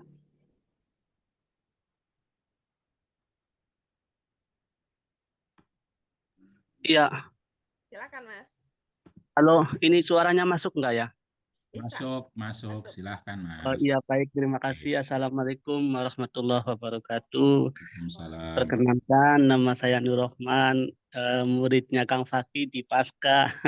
Sebelumnya juga saya komentar di Facebook itu nanya saya. Jadi untuk mempersingkat waktu, saya ingin bertanya dengan dua pertanyaan Kang Fakih. Yang pertama, kaitan dengan balanse atau keseimbangan antara seorang yang ingin menikah, baik itu seorang laki-laki ataupun wanita. Artinya begini, ketika seorang menikah itu apakah ada eh, dari aspek sosialnya itu apakah ada keseimbangan antara seorang menikah dengan ibadah haji dalam hal untuk melakukan selagi mampu gitu. Apakah ada keseimbangan dalam arti antara ibadah haji dan menikah? lakukanlah jika itu mampu, apakah ada, itu yang pertama. Kemudian yang kedua pertanyaan saya yaitu kaitan dengan ini waktu saya lihat YouTube di Gus Baha itu, Kang Paki, kan Imam Syafi'i itu kan bahasanya kan, kalau single, kalau bahasa jomblo terlalu itu ya, terlalu nggak enak kan ya bahasanya itu single ya. Jadi kalau kata Imam Syafi'i kalau single itu kan tidak mengganggu kesolehan itu Kang Paki. Arti kesolehan itu seperti apa itu Kang Paki? Dalam hal dalam hal tidak melakukan hal-hal negatif atau kesolehan dalam hal ya apalah maksudnya yang dimaksudkan oleh Imam Syafi'i itu, Kang Paki. Saya YouTube-nya Gus Baha itu seperti apa itu kesalehan dalam singlenya itu Bang Fadli? Dalam aspek sosialnya seperti apa? Dalam hal ya bisa lebih spesifikkan lah biar saya lebih tahu gitu Bang Fadli. Mungkin itu saja pertanyaan dari saya untuk mempersingkat waktu. Jadi pertanyaan pertama, apakah ada keseimbangan antara ibadah haji dan menikah, yaitu lakukanlah selagi mampu. Dan yang pertanyaan yang kedua yaitu apa yang dimaksud dengan hasur atau single dalam yang disampaikan oleh perspektif Imam Syafi'i itu. Itu dua pertanyaan saya, mungkin bisa ditanggapi ya Kang Faki, dan mohon pencerahannya ya dari saya, Nur Rahman. Terima kasih atas waktunya. Assalamualaikum warahmatullahi wabarakatuh. Waalaikumsalam warahmatullahi wabarakatuh. Terima kasih Mas Nur Rahman atas pertanyaannya. Silakan Kang Fakih untuk menanggapi. Oh iya Kang, ada satu lagi sekalian dari Mbak Nyai Sofi nih. Bagaimana tanggapan Kang Fakih terkait mencintai dalam diam? Apakah hal tersebut benar-benar tidak ada yang mengetahui selain diri sendiri? Dan apakah ada hukum atau pembahasan tersebut dalam agama Islam? Mencintai dalam diam ini Kang. Cinta dalam hati. Silakan Kang Fakih. Kang Fakih jadi pakarnya jomblo nih sekarang nih. Nah, terima kasih Hesti. Sekali lagi ya, jadi ruang ini seperti yang sudah disebutkan oleh Mbak Hesti itu bukan ruang satu-satunya saya. Jadi ya mohon tidak berpretensi saya lah yang harus menjawab akhir dan benar segalanya ya. Nah, karena itu pertanyaan pencerahan Mas Nur Rahman, saya kira kalau mau pencerahan tinggal lampunya diperbesar aja, tadi gelap sepertinya sampean itu. Di lampunya tolong diterangkan biar lebih jelas ya. Jadi tentu saya mungkin punya pandangan, tapi silahkan terus dicari ya pandangan-pandangan atau perspektif yang mungkin lebih baik seperti yang disampaikan oleh Mbak Aminah. Itu saya kira keren ya. Ini kalau ada orang yang mau menulis, Mbak Aminah sudah ngasih kerangka yang menarik sekali tentang fikih jomblo. Kayaknya belum ada tuh. Mudah-mudahan ada yang terinspirasi di sini bagaimana menulis fikih jomblo dengan basis tauhid, fikih, akhlak, dan tasawuf. Ini keren kalau jadi buku atau artikel, ini menarik sekali. Nah, itu salah satu contoh bagaimana kita saling belajar. Kalau nggak ada yang menulis, mungkin saya akan nulis fikih jomblo. Habis fikih keluarga, saya sekarang udah nulis fikih zakat, nanti fikih jomblo. Itu menarik dengan basis tauhid, fikih, akhlak, dan tasawuf. Nah, kalau pertanyaannya, lalu gimana syarat rukunnya? Ya, tergantung kita melihat jomblo sebagai apa, kan tadi. Kalau jomblo sebagai akad, sebagaimana akad nikah, berarti kan orang punya akad dengan orang lain. Maka ya akad-akad non-nikah itu banyak sekali. Akad non-nikah itu. Ketika seseorang anggaplah jomblo, bahkan bisa terjadi saat menikah juga. Apa itu akad non-nikah? Ya ada akad perdagangan, ada akad politik, ada akad sosial. Nah itu ada syarat rukunnya, silahkan gitu loh. Tetapi kalau artinya adalah terkait dengan tadi, pemuasan nafsu biologis, ya karena nggak ada dengan orang yang nggak ada akadnya. Nggak ada akadnya. Pemuasan nafsu biologis selain dengan menikah. Nah, di fikih kan disebutkan di sana dengan istilah istimna lah, istilah apa namanya, intinya memuaskan diri ya tanpa dengan orang. Kalau dengan orang memang tidak boleh kalau dalam fikih selain menikah ya. Nah, memuaskan diri tanpa orang. Nah, paling sekarang pembahasannya kalau mau ya kan banyak, apakah dengan alat atau tidak. Kalau tidak berarti kan sendiri, ada istilah apa tuh namanya, apa sih? Oh, Nani kan. Ya, onani, masturbasi kan. Lalu kemudian dibahas sama fikih panjang lebar. Ada yang mengatakan haram, ada yang mengatakan makruh, ada yang mengatakan apa namanya boleh, ada yang mengatakan ya karena fikih itu kan selalu sunnah bahkan wajib kalau memang itu satu-satunya jalan gitu loh. Bahkan Ibnu Hazm ada sebuah kalimat yang menurut saya kita bisa ketawa ya kalau saya paling tidak ketika membaca itu. Jadi Ibnu Hazm bilang begini, saya nggak tahu kenapa ya ulama memakruhkan mengharamkan onani masturbasi, kata Ibnu Hazm. Itu kan tubuh-tubuh kita sendiri gitu loh. Tubuh-tubuh kita pegang, masa salah kita pegang? Kalau itu nikmat, bonus katanya. Jadi kalau kita megang jari, ini kan jari kita sendiri, apa salahnya? Kalau kita nikmat ya bonus, apa salahnya katanya. Nah itu diskusi itu di fikih sangat sangat biasa, tapi tentu kalau diomongkan ke publik mungkin tidak mudah ya. Tapi ya masturbasi onani itu, nah yang problem memang kalau justru masturbasi onani membuat dia masalah, sakit secara psikologis, membenci pernikahan, misalnya itu yang baru masalah. Misalnya begitu. Tapi itu sebagai sebuah pelampiasan biologis. Nah paling yang saya tidak tahu apakah sudah dibahas panjang lebar atau tidak dalam fikih. Saya tidak tahu karena belum pernah menemukan. Kalau sekarang udah banyak yang membahas ya. Itu kan problem sekarang kalau pakai alat. Nah, itu seperti apa fikihnya mungkin Mbak Siti Aminah ya, itu yang perlu. Alat itu kan mulai dari yang kecil-kecil, dildo, sampai yang besar. Sekarang sudah ada robot utuh manusia gitu, mau laki mau perempuan. Begitu itu gimana tuh sudah ada robot utuh manusia, bahkan seluruh fungsinya sekarang bisa jadi akan digantikan oleh robot, fungsi ngobrol gitu. Kalau kita bilang tadi pengen ada ngobrol ya. Nah, cuma kan cara pandangnya tetap akan berbeda. Kalau memandang robot, dia sebagai alat yang kapanpun, dimanapun, dia tidak dipandang sebagai manusia yang punya akal, tubuh, jiwa yang utuh itu. Sehingga nggak ada istilah kekerasan dalam rumah tangga, kalau dipukul alat misalnya begitu ya. Mungkin kalau secara moral salah, tapi dia bukan subjek manusia. Nah, beda dengan manusia, maka akan ada rasa marah, rasa suka, tidak tepat dan lain-lain ya. Itu. Nah, kalau artinya fikih menjomblo terkait dengan atau dibatasi dengan seksual, maka bukan syarat rukun, syarat karena nggak ada orang gitu loh. Kalau seksual, kalau ada orang kan harus menikah. Kalau dengan bukan orang ya non menikah kalau cuma itu. Tapi kalau artinya akan yang lainnya kita bisa bicara soal akad sosial, akad bisnis, akad perdagangan, akad politik yang itu bisa dilakukan ketika seseorang itu jomblo. Tapi intinya idenya Mbak Aminah keren, menarik, mungkin bisa diteruskan. Syukur-syukur ada skripsi, ada disertasi untuk membahas sisi-sisi fikih jomblo yang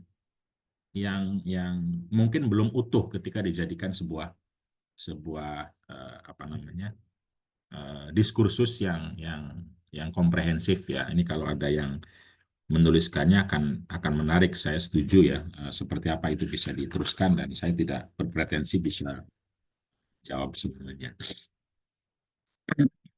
Mbak Hilda juga ya, mungkin teman-teman yang lain bisa sharing ya. Jadi setiap orang itu ketika mengambil keputusan itu punya pertimbangan yang berbeda-beda.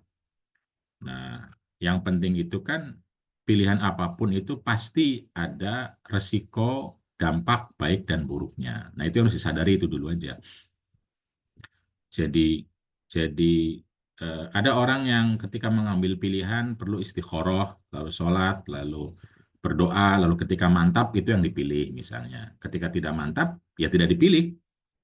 Nah, kalau itu jadi jalan, ya pasti ketika tidak dipilih, maka ada orang ngomong, ya siap dengan itu resiko gitu loh, atau dampak. Ketika memilih, tentu saja dalam hidup ini tidak ada yang 100% bagus, tidak ada 100% buruk. Jadi yang penting itu kesiapan kita pertama tuh apa? Begitu ada modal, lakukan. Karena nggak ada sesuatu yang menurut saya nggak akan ketemu orang yang sempurna seperti kita, nggak akan ada dalam hidup ini, nggak akan ada kita punya ketemu orang yang sempurna seperti yang kita bayangkan. Sebelum maupun setelah, apalagi setelah menikah, pasti akan terjadi hal-hal yang tidak kita inginkan, itu pasti. Cuma pertanyaannya kita mau milih jalan hidup seperti apa, kan kita tinggal gitu aja. Artinya kalau mau menjomblo ya siap dengan resiko, kalau mau menikah siap dengan resiko atau dampak atau tanggung jawab gitu. Itu siap dua-duanya.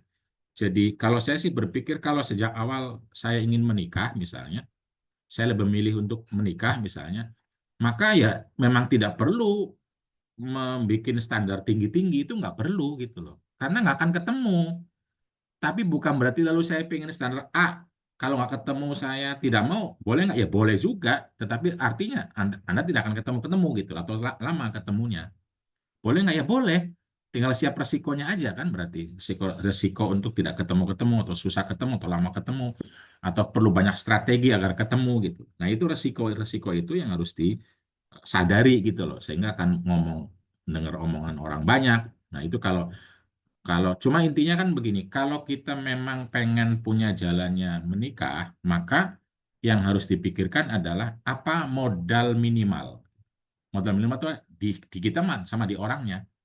Modal minimalnya apa? Misalnya baik, ukuran baik itu apa gitu loh. Nah, itu modal minimal ada ketemu, sudah bismillah gitu loh. Karena tidak akan ada orang yang sempurna. Nah, dari modal itu dikembangkan agar dia lebih besar modalnya.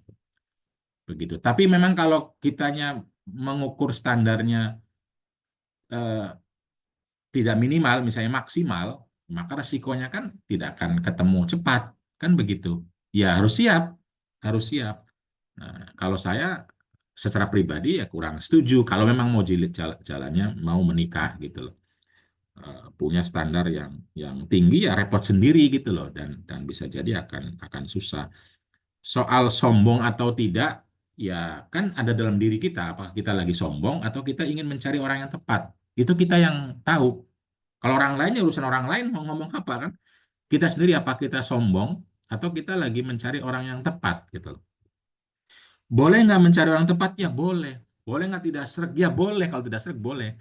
Nah, tinggal kan problemnya apakah kita siap dengan dampak dan resiko ketika kita menolak, ketika kita tidak sreg dan lain-lain. Nah, itu yang harus disiapkan oleh diri kita sendiri gitu loh, yang hal-hal seperti itu. Eh, jadi ya ini pengalaman, mungkin pengalaman pribadi, mungkin pandangan pribadi gitu. Kalau sekedar boleh atau tidak menolak orang, boleh. Yang sudah sreg ditolak juga boleh gitu, apalagi tidak sreg. Kalau boleh tidaknya. Nah, tapi ketika menolak atau tidak menolak, kan ada resiko, ada dampak gitu. Dengan pilihan-pilihan kita, keinginan kita, jalan hidup kita gitu. Begitu. Jadi eh, eh, tinggal ya istilah begini, kita ini mau pilih dengan berbagai pertimbangan ya, mau milih jalan menikah misalnya, atau untuk sementara belum, atau tidak sama sekali. Itu kan setiap orang punya pertimbangan masing-masing. Tentu pertimbangannya bisa dibicarakan ya. Saya lagi bicara misalnya, oh saya mau jalan menikah misalnya. Maka silahkan tentukan standarnya. Kalau menurut saya minimal itu cukup. Minimal itu maksudnya ada modal yang membuat kita bisa maju ke depan. Maju ke depan. Boleh nggak di atas minimal? Ya boleh kalau boleh sih. Bahkan maksimal juga boleh gitu. Maksimal. Pokoknya saya nggak mau menikah kalau belum umur sekian. Nggak mau menikah kalau belum punya kunci. Kuncinya aja ya. Kuncinya ada kunci ini misalnya. Boleh nggak? Boleh. Gitu loh. Apalagi tapi artinya kan kalau kita punya standar seperti itu, maka usianya bertambah, kemampuannya bertambah misalnya, dan lain-lain. Nanti ketika usia bertambah bisa jadi menikmati hidup bersamanya pendek, misalnya itu kan resiko dan dampak. Silahkan, tapi kalau tanyanya ke saya, menurut saya modalnya minimal. Minimal yang bisa dikembangkan tentu saja, bukan minimal yang susah dikembangkan. Baik, ya silahkan ukuran baiknya apa. Misalnya baiknya itu, misalnya nih, dia tidak mudah marah, tidak mudah memerintah seenaknya, misalnya tidak misalnya kalau dikit-dikit langsung kamu kemana aja, kok nggak ngomong-ngomong, nah, ini nggak pas nih, ya sudah tinggalkan, jangan jangan berpikir memperbaiki dia, misalnya begitu. karena dia sudah terbentuk sedemikian rupa, Anda akan perlu waktu banyak untuk memperbaiki dia. Kalau itu jadi standar gitu. Tapi kalau Anda berpikir, oh saya bisa perbaiki, saya kan ini, saya, ya silahkan. Yang penting itu menurut saya, dua pihak ini punya modal modal itu bukan hanya uang ya, ini kadang-kadang orang memahami modal uang. Modal dalam konteks mubadalah relasi. Modal yang membuat dia mampu mengelola kehidupan bersama untuk mewujudkan kebaikan-kebaikan itu. Modalnya bisa kecil, bisa kecil. Orang usaha itu nggak ada langsung modal besar, kecil dulu. Tapi kecil yang bisa dikembangkan. Gitu. Kita bisa kembangkan. Menurut Anda bisa dikembangkan, kecil, mulai, bismillah. Tawakal ala Allah. Belum ada kunci, belum ada ini. Nggak apa-apa gitu loh. Kalau berpikir itu modal bisa dikembangkan. Tapi kalau menurut Anda, oh ini nggak mungkin nih, wong saya tinggal di sini, dia tinggal di sana, modalnya bisa dikembangkan, susah, ya kalau udah tahu susah, nggak bisa, ya tentu jangan, gitu loh, jangan. Nah kira-kira begitu, tapi tentu lebih praktisnya setiap orang punya pengalaman beda-beda ya satu sama lain. Mas Nur Rahman, tentu saja antara haji sama menikah beda. Tapi kalau soal kemampuan itu penting nggak? Penting. Kalau ibadah itu kan cuma beberapa hari ya, cuma beberapa saat. Kalau menikah adalah ibadah yang lebih panjang. Sehingga kemampuannya itu nggak bisa diseimbangkan gitu loh. Tapi penting nggak kemampuan? Penting, sudah disebutkan sama Nabi kok. Nah, itu penting kita punya sesuatu yang memampukan kita untuk hidup dalam pernikahan secara baik. Nah, cuma definisi mampunya inilah yang menjadi diskursus. Ada yang bilang mampu secara fisik bisa berhubungan intim. Menurut saya tidak. Maksudnya tidak satu-satunya ya. Ada yang bilang kemampuan finansial agar bisa menjalani kehidupan. Tidak juga, tidak satu-satunya maksudnya.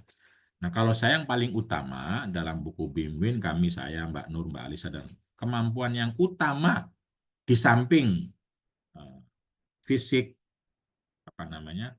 uang, finansial, dan lain, itu kemampuan berelasi. Itu mubadalah itu.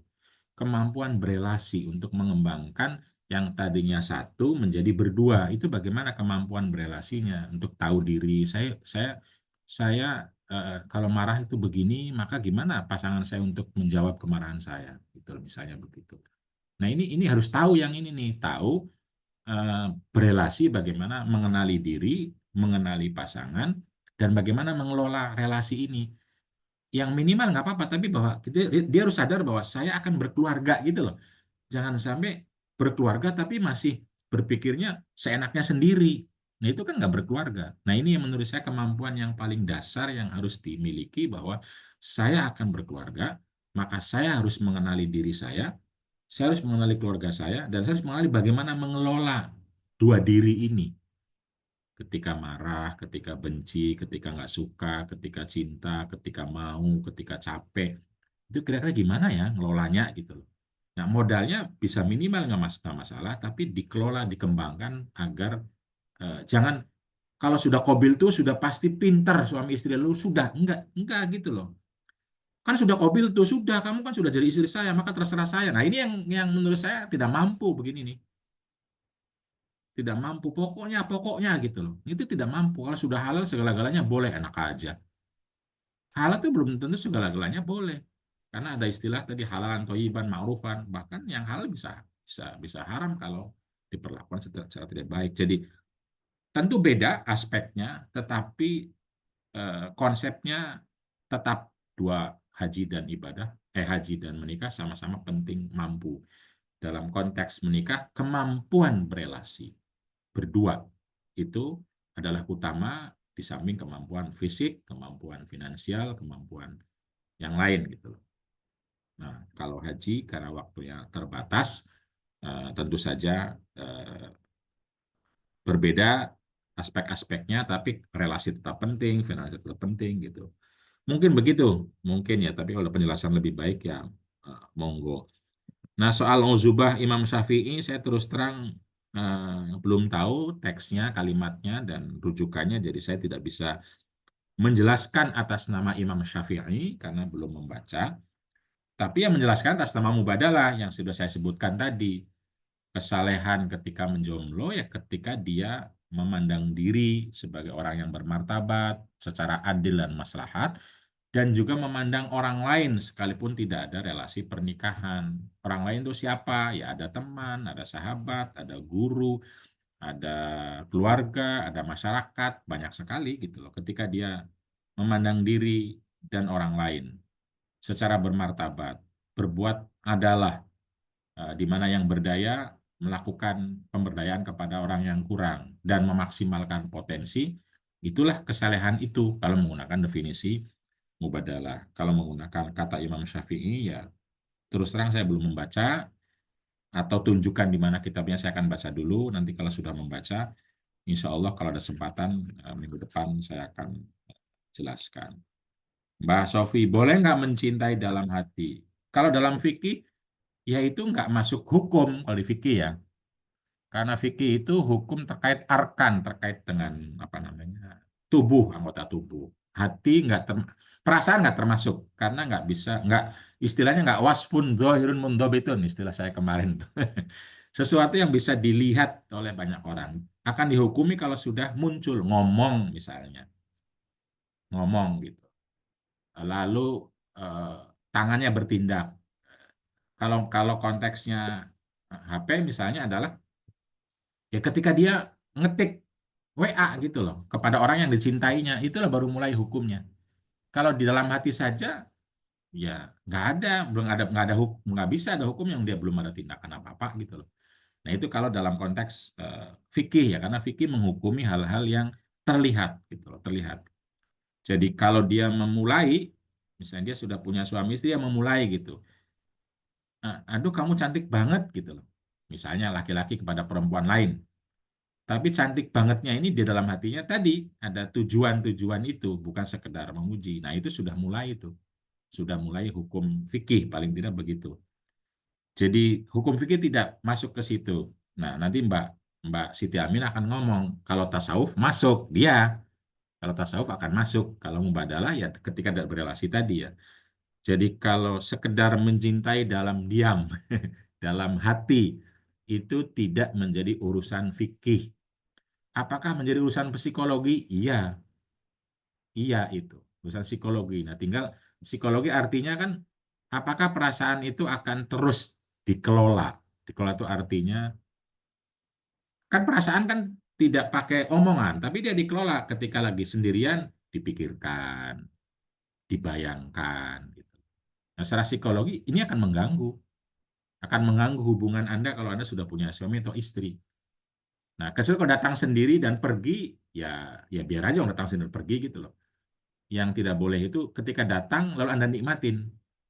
Terus dipikirkan, dibayangkan panjang sampai bisa jadi nggak berbuat apa-apa. Nah, ini problem secara psikologi.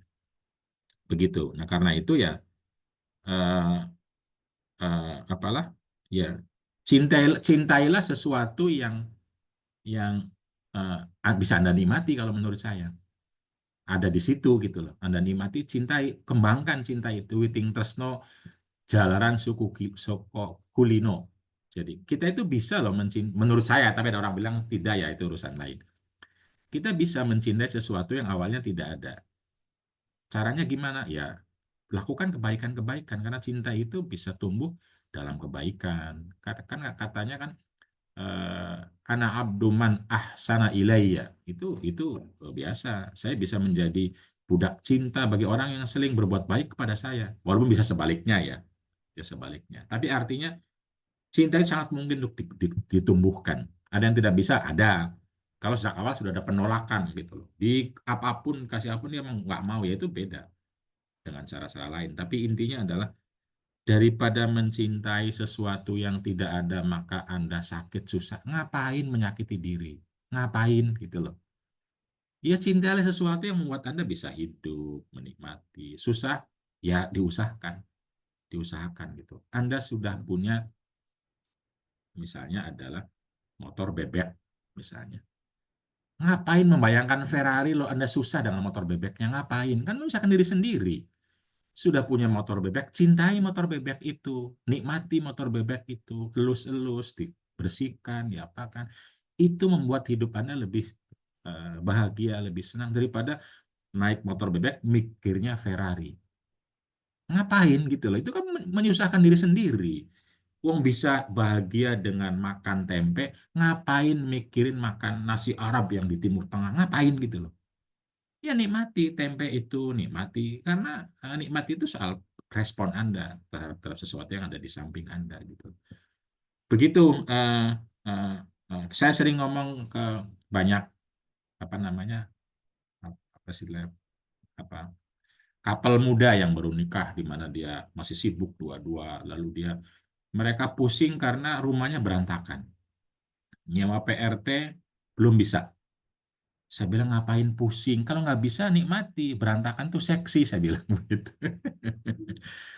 Soalnya kan lucu, wong tidak bisa kok malah disakitin. Oh ya, kalau nggak bisa ya sudah, nikmati yang tidak bisa itu. Nikmatin sebagai salah satu hidup, karena hidup itu tidak semuanya harus rapih gitu. Yang tidak rapih itu menarik loh. Nah, teman-teman sekalian, jadi tapi tidak berarti tidak boleh kita cinta yang lebih rapi. Bukannya cinta kalau datang senang lebih rapi, lebih cantik, lebih ganteng, itu biasa manusiawi. Yang tidak boleh itu kamu kelola, kamu hidupkan sehingga orang atau barang atau sesuatu yang ada di dirimu justru kamu tinggalkan untuk sesuatu yang tidak ada dalam dirimu. Itu kan percuma. Mungkin bahasa Rocky Gerungnya goblok gitu kan. Jadi ngapain gitu loh, kita menyusahkan diri sendiri. Ngapain? Jadi kalau soal hukum fikih tadi, kalau soal tasawuf, mungkin bagaimana, apakah akan membuat kamu mencintai seseorang, dia guru, dia baik, dia hebat, membawa Anda ingat sama Allah dalam tasawuf, boleh banget. Naksabain namanya tawajuh. Bahkan diperintahkan sebelum berzikir itu ingatlah orang yang membuat Anda ingat Allah gitu. Itu tawajuh namanya. Wajhun syarif. Itu penting kalau dalam tasawuf gitu loh. Tapi juga kalau ingat seseorang membuat Anda tidak ingat Allah, ya jadi tidak boleh. Ini konsep tasawuf gitu loh. Misalnya begitu. Apakah orangnya harus suami atau istri sendiri? Kan belum tentu. Belum tentu yang membuat Anda justru ingat Allah, misalnya adalah guru, wali, bisa laki, bisa perempuan. Biasanya memang laki-laki. Ya dalam tasawuf itu penting gitu loh. Karena itu jalan, wasilah atau guru itu. Apakah harus dengan cara mencintai dalam diam? Mungkin, sangat mungkin gitu. Karena nanti cinta itu tadi kan ada cinta. Saya nggak tahu romantis, platonik, apalah, saya lupa itu ya. Tapi intinya adalah kalau sesuatu dalam hati belum masuk dalam fikih, tetapi bisa dibahas di tasawuf, tentu psikologi sangat apa namanya berpengaruh, dan nah tinggal perilakunya seperti apa agar kita menjadi orang yang tetap bisa apa namanya mengelola semua kehidupan ini untuk kebaikan diri, kebaikan orang terdekat, tentu kebaikan di antaranya adalah kebahagiaan, ketentraman, kenyamanan, dan disitulah kita akan bisa meneruskan, melanjutkan, serta mewujudkan kehidupan yang fid dunya hasanah wa fil akhirati hasanah. Terima kasih. Ini sudah jam berapa nih? 75 menit. Wassalamualaikum warahmatullahi wabarakatuh. Waalaikumsalam warahmatullahi wabarakatuh. Terima kasih Kang Fakih. Ini tanggapannya luar biasa, sampai Mas Nur Rohman juga bilang pekan depan tema ini mohon dilanjutkan aja ya.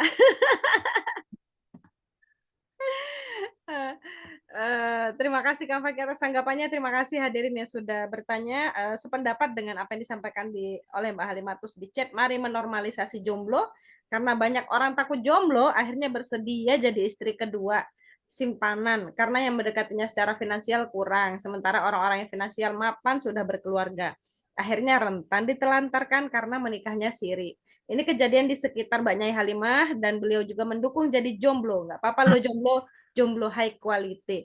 Tapi kita juga tidak boleh melupakan bahwa standar utama untuk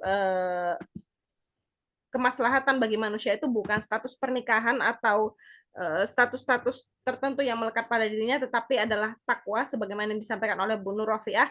Manakah yang lebih baik, yang menikah atau yang menjomblo? yang lebih baik adalah yang paling bertakwa. Dan semoga kita semua bisa menjadi orang yang bertakwa apapun peran yang kita jalankan dan terus menerapkan nilai-nilai mubadalah dalam setiap relasi yang kita miliki.